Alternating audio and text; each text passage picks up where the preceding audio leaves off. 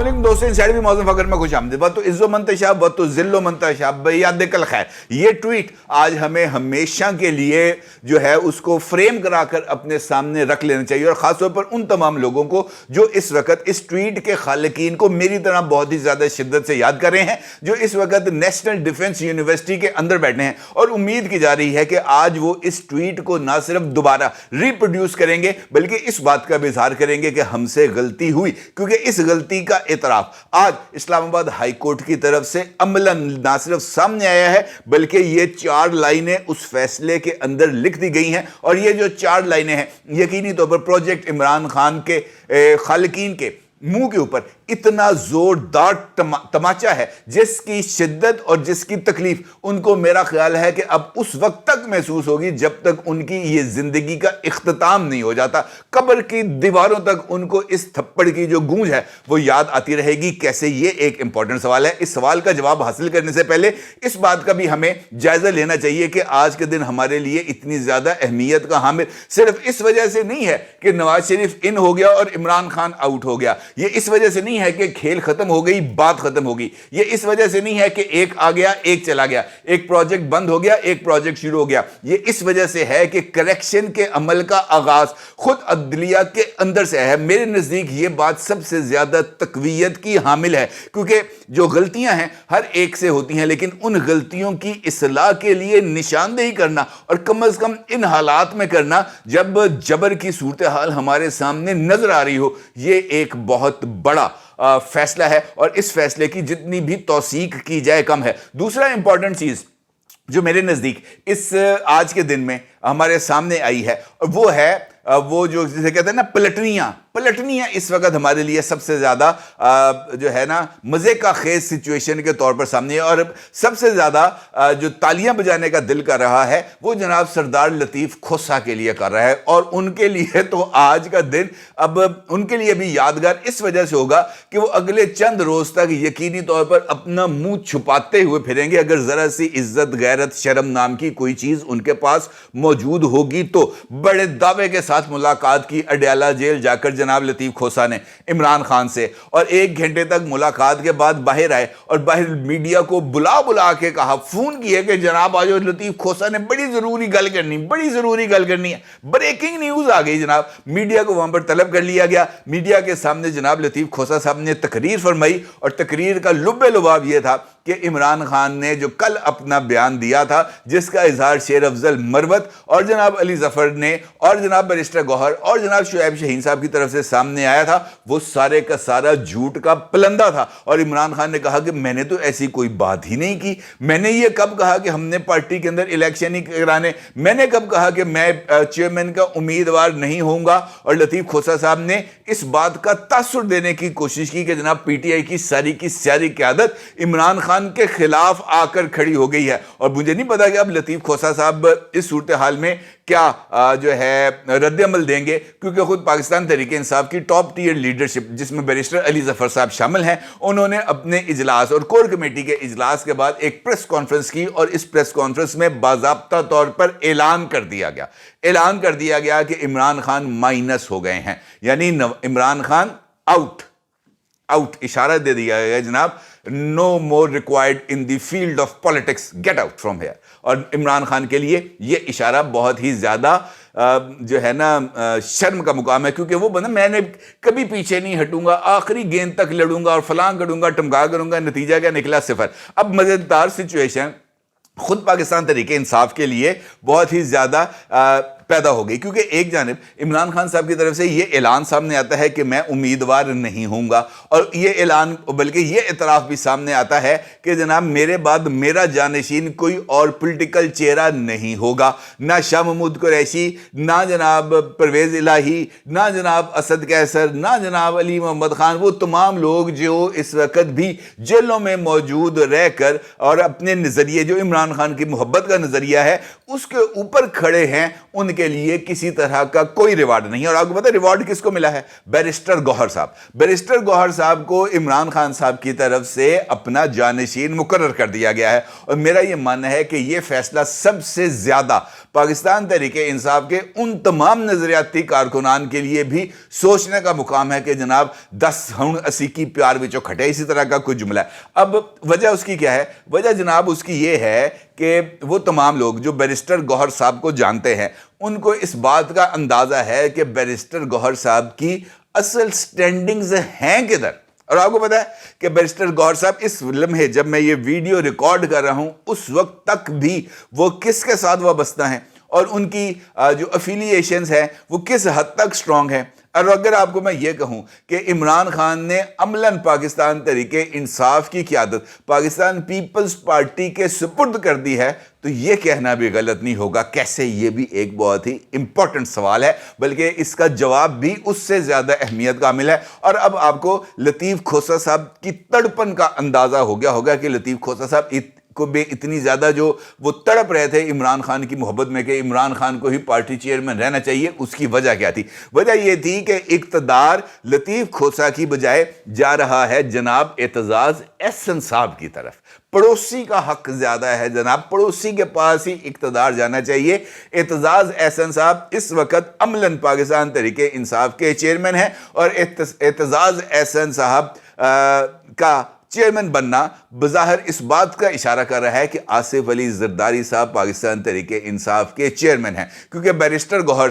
صاحب نے جس وقت سے وکالت کا آغاز کیا ہے اس وقت سے لے کر اب تک وہ اعتزاز احسن ایسوسیٹس یعنی AAA کے ساتھ وابستہ ہیں۔ اس موقع پر جب میں یہ ویڈیو ریکارڈ کر رہا ہوں اس وقت بھی بیرسٹر گوہر صاحب کا تعلق اعتزاز احسن ایسوسیٹس کے ساتھ ہے۔ اعتزاز احسن ایسوسیٹس کی ویب سائٹ کے اوپر اس وقت بھی بیرسٹر گوہر صاحب کا نام جگمگا رہا ہے اور وہ یہ بتا رہا ہے کہ میں عمران خان کو ریپرزینٹ کر رہا ہوں اعتزاز احسن ایسوسیٹس کے پلیٹ فارم سے۔ اور اس کا مطلب یہ ہے کہ اعتزاز احسن صاحب کی عمران خان صاحب سے جو قربت ہے وہ اب نہ صرف رنگ لا رہی ہے بلکہ اس قربت کے اوپر اب پیپلز پارٹی کا رنگ بھی چڑھنے جا رہا ہے۔ اب اس ساری صورتحال میں امپورٹنٹ چیز یہ بن رہی ہے کہ عمران خان کا تو امیدوار آ گیا سامنے، لیکن وہ تمام لوگ جو پولیٹیکل جو ہے سوچ رکھتے ہیں انہوں نے بھی اپنا ایک امیدوار میدان میں اتارنے کا فیصلہ کیا اور اب دیکھنا یہ ہے کہ وہ اب اس کا اعلان کس وقت کرتے ہیں۔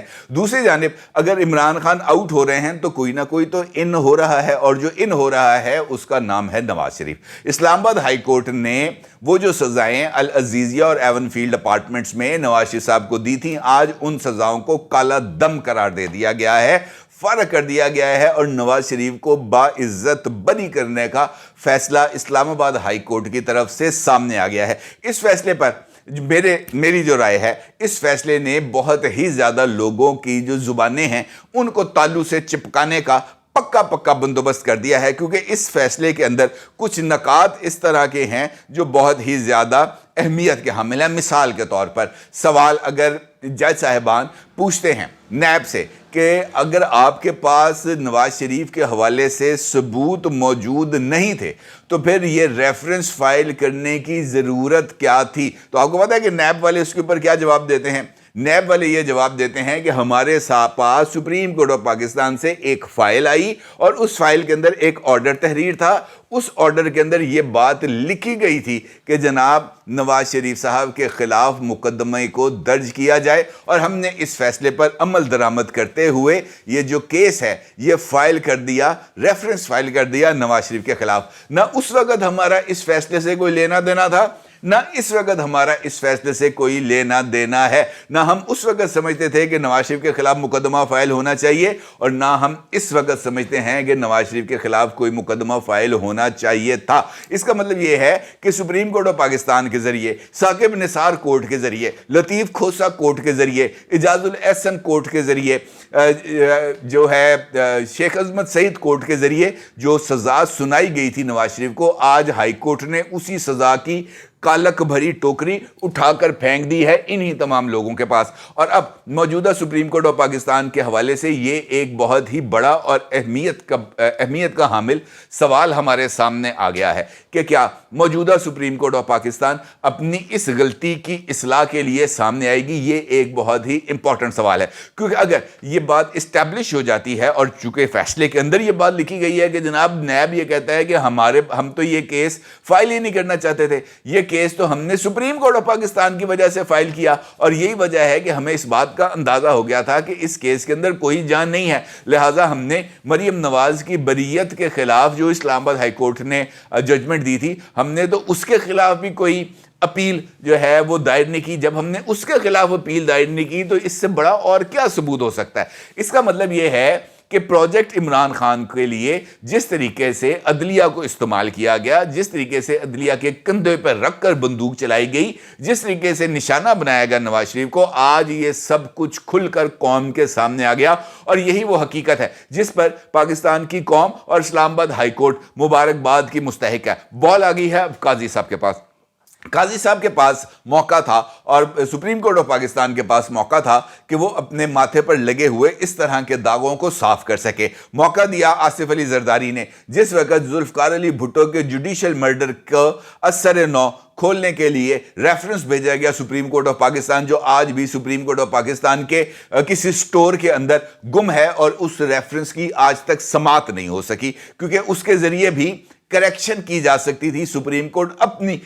جو دامن پر لگے ہوئے داغ کو مٹا سکتی تھی، لیکن اس کے لیے کوئی عملی اقدامات نہیں کیے گئے۔ اسی طریقے سے جب یہ supreme court practice and procedures act pass کیا گیا تھا یا review of judgment act pass کیا گیا تھا، تو اس کے ذریعے بھی سپریم کورٹ آف پاکستان کو یہ موقع دیا گیا تھا کہ جناب آپ اپنی غلطیوں کی اصلاح کریں۔ آپ نے جہاں جہاں پر اپنے فیصلوں میں مظلوموں کے ساتھ اور بے گناہوں کے ساتھ زیادتیاں کی ہیں، آپ ان کو کریکٹ کر سکتے ہیں، لیکن وہاں پر بھی اس وقت ایگو بہت زیادہ میٹر کر رہی تھی، لہٰذا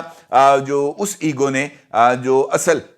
حقائق ہیں اس کے اوپر پردہ پوشی کر دی اور لوگوں کو ریلیف نہیں مل سکا۔ اب اسلام آباد ہائی کورٹ جب یہ کہتا ہے کہ جناب آپ لوگوں نے جو ججمنٹ دی اس ججمنٹ کے اندر فلاز ہیں، تب کیا کریں گے؟ تب اس کا معاملہ یہ ہے کہ اس فیصلے کو کسی نہ کسی طریقے سے چیلنج کرنا چاہیے۔ اب عمران خان صاحب کی جماعت کو لے کے جائیں سپریم کورٹ میں اور کہیں کہ ہائی کورٹ کا فیصلہ غلط ہے اور نواز شریف کو جو سزا ملی ہے وہ سزا اس کو نہیں ملی، لہٰذا ہائی کورٹ کا فیصلے کو کالعدم قرار دیا جائے، تاکہ کریکشن کے لیے کسی نہ کسی ذریعے سے عمل کا آغاز تو ہو، کیونکہ جب تک یہ کریکشن نہیں ہوگی تب تک یہ معاملات ٹھیک نہیں ہوں گے۔ اور میرا یہ ماننا ہے کہ ہماری عسکری قیادت کے لیے بھی یہ ایک سوچ کا مقام ہے، خاص طور پر وہ عسکری قیادت جو پروجیکٹ عمران خان کو لانچ کرنے کے لیے بہت ہی زیادہ اتاولی ہو رہی تھی، اور اس اتاولے پن اور اس باولے پن کا نتیجہ ہمیں آج بھگتنا پڑا ہے، آج ہمیں وہ تمام نتائج بھگتنا پڑے ہیں۔ اور موجودہ عسکری قیادت کے لیے بھی یہ ایک امتحان ہے کہ وہ تمام لوگ جنہوں نے مختلف آئینی اور قانونی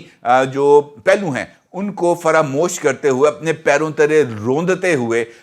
جو ہے آئین اور قانون کا مذاق اڑایا، بے گناہوں کو سزائیں دلوائیں، ان کو جیلوں میں رکھا، آج ان تمام عسکری کرداروں کو، بے شک اب ریٹائر ہو چکے ہوں، ان کو کیفر کردار تک پہنچانا چاہیے تاکہ ایک مثال بن سکے تمام لوگوں کے لیے، تاکہ کل کوئی آ کر پروجیکٹ نواز شریف نہ لانچ کرے، کل کو کوئی آ کر پروجیکٹ بلاول نہ لانچ کرے، کل کو کوئی آ کر پروجیکٹ علی محمد خان نہ لانچ کرے۔ اس طرح کے پروجیکٹس کے راستے میں ہمیں مکمل طور پر نہ صرف رکاوٹ پیدا کرنی ہے بلکہ اس بات کو بھی انشور کرنا ہے کہ پاکستان کے اندر ول آف دی پیپل، یعنی میری اور آپ کی رائے کو، میرے اور آپ کے ووٹ کو حقیقی معنوں میں ایک سپیریئر پوزیشن حاصل ہونی چاہیے، اور اس سپیریئرٹی کے اوپر کسی طرح کا کوئی کمپرومائز نہیں ہونا چاہیے۔ میرا ووٹ میرا حق ہے، میں جس مرضی کو دوں اور اس ووٹ کو گنا جانا چاہیے، یہ ایک بنیادی حق ہے، اور اس کو فراموش کرنے کا یا اس کو اپنے پیروں تلے روندنے کا نہ حق پاکستان کے سپریم کورٹ کو ہے اور نہ ہی پاکستان کے چیف آف آرمی سٹاف کو۔